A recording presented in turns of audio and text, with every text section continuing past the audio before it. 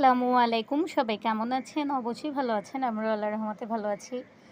তবে আমার জ্বর ঠান্ডাটা কিন্তু কমতেছে না। মাথাটা অনেক ব্যথা ২-৩ দিন যাবৎ। তারপরে হচ্ছে সকাল, সকাল মেয়েকে স্কুলে দিয়ে আসলাম। এসে দেখি আমার গাছগুলোর কি অবস্থা। তো এসে দেখলাম মাশাআল্লাহ! দেখেন এই গাছটা কিন্তু ফুল ফুটে গেছে। তবে আমি এই গাছের মানে এই ফুলের নাম জানি না, গাছের নামও তো জানি না।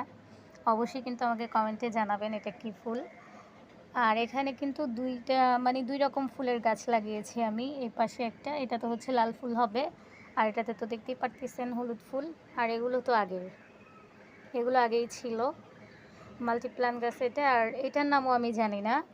তো আপনারা যারা জানেন অবশ্যই আমাকে কমেন্টে জানাবেন। এটা শুধু হচ্ছে পাতাই হয়, ফুল হয় না।